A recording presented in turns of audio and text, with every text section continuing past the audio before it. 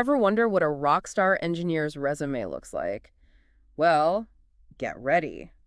Today, we're diving deep into the world of Ashish, and trust me, it's full of surprises. It really is, especially for someone who just graduated.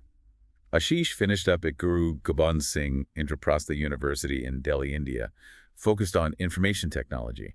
But what's really interesting is how he started building this, amazing set of skills right from the start. Even while he was still studying, he was already juggling a bunch of different roles. Yeah, like it's not just one internship, right? We're talking overlapping stints at Klapingo. They're an ed tech startup, and there's Escorts Kubota, they're a big agricultural equipment company. And on top of that, he managed to squeeze in a research internship at IIT Delhi. It's almost like he's got triple the time. Right. And that's what really stood out to me when I first saw his resume. That early commitment really says something about his drive. Like, Yeah. this isn't someone just trying to check boxes. He's actively searching for any opportunity to learn and grow. What do you think about that approach? Is that something you see a lot? I think it's impressive for sure. I mean, on the one hand, getting that kind of exposure to different technologies and environments early on can be super valuable, right? But then again, maybe focusing deeply on one thing might help you become an expert faster. It's a tough call. Totally agree. It's this constant balance. There's no one right answer. I think what matters is being aware of those, trade-offs and picking what fits your goals, Yeah, your own learning style. absolutely. Okay, so let's look closer at two of his roles that seem pretty different. His work at Escorts Kubota and then at Zaptix Research. So at Escorts Kubota, he was helping farmers keep track of their farms, like using the whole Internet of Things thing. Yeah, using tech to help farmers. And then at Zaptix, he's developing software for electric vehicles. I mean, talk about a range. It shows how his tech skills can be used in all sorts of ways. For sure. And it's not just the coding part, right? Each situation needs a different kind of problem solving. Right. Like at Escorts Kubota, he had to think about the challenges of bringing technology to rural areas, maybe dealing with unreliable internet or designing interfaces that are user-friendly, even for farmers who aren't, tech experts. Yeah, that makes sense. So it's not just about the code itself, it's understanding the bigger picture, how tech fits into it. Exactly. And then you've got his work at Zaptix, where he's building Android SDKs for these electric vehicle companies. It's a totally different world. He's working on the cutting edge of this booming industry, helping build sustainable solutions. It's incredible how someone can jump between such different fields. Let's talk about his time at Klapingo. He managed their teacher application, the one used by over 200 teachers and reaching more than 20,000 active users. Huge numbers. And it's more than just that. He focused on improving how people book sessions, which ended up impacting more than 4,000 people who use the app every single day. It shows that even small changes can make a huge difference. When you're working in tech, your work can affect a lot of people. Imagine knowing your work is helping so many people. It's like your impact is multiplied by technology. It is. And think about the business value he brought to Klapingo. By making the app easier to use, he probably helped them keep users coming back, maybe even increase their revenue. Real, measurable results from his tech skills. And it's not all serious work either.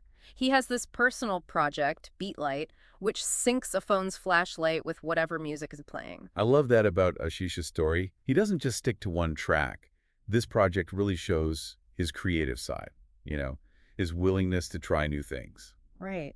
It would be easy to just focus on classes and internships, but these side projects prove he's truly passionate about tech and learning new things just for fun.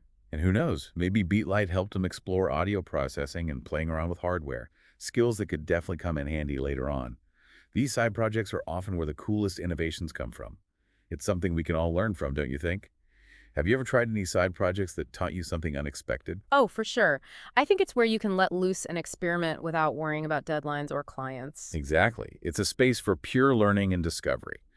Sometimes those random skills you pick up along the way become your secret advantage. So let's get back to Ashi's journey. He participated in Flipkart GRID 3.0. This huge national competition had over 9,000 people sign up, and his team made it to the top 10. Their project involved building a computer vision application for robots. Now we're getting to the really interesting stuff. They weren't just programming robots to move around.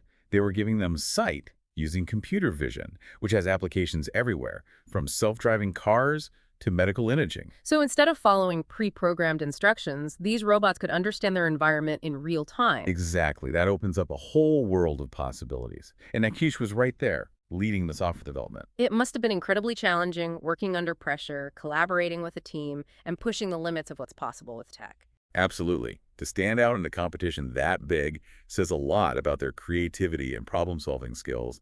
It really shows what you can achieve when you combine technical expertise with teamwork. And he didn't stop there. He's got a whole bunch of other hackathon wins under his belt. First runner-up at Hack BMU 6.0, first place at TechCriti 24 at IIT Kanpur 2 years in a row, and he even won at Illicit Expo 23. This guy clearly loves these high-pressure, innovative environments. That consistent winning streak tells you a few things. He's got a talent for understanding new concepts quickly and using them to solve real problems. Plus, he thrives under pressure and deadlines, which is essential in any fast-paced field. And he gets the importance of teamwork.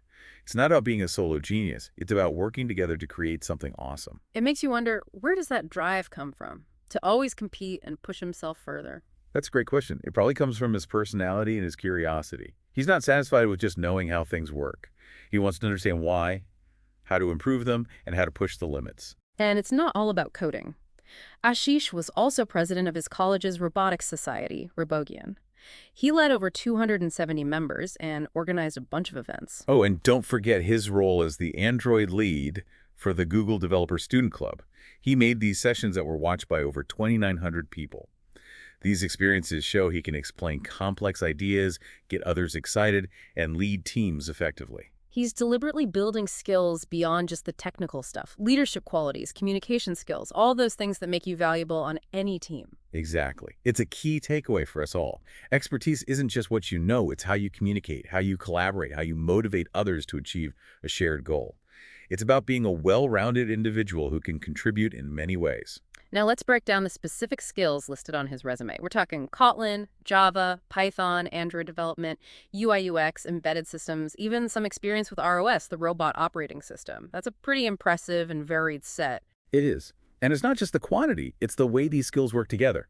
He's obviously mastered Android development, but he's also learned about UI/UX, which is crucial for making user-friendly apps. And then there's embedded systems, which means he can work with hardware on a deeper level. It's like he's building this T-shaped skill set, deep expertise in one area, and a broad understanding of related fields. That's what makes him adaptable, such a valuable asset in today's world. He can work on all sorts of projects, bridge gaps between teams, and bring a well-rounded perspective to his work. What's fascinating is that Ashish's approach seems very intentional. He's not just picking random skills. He's choosing things that build on each other and expand his potential. He's building a toolkit that lets him tackle complex problems from multiple angles. So it's not about being good at just one thing. It's about having a diverse skill set that lets you see the big picture, adapt to new situations, and contribute in unexpected ways. And that brings us to a key question. What can you learn from Ashish's journey? How can you apply this approach to your own career and skills? It really is something to think about. What stands out to you as the most important takeaway so far? I think it's the power of being intentional about your learning journey.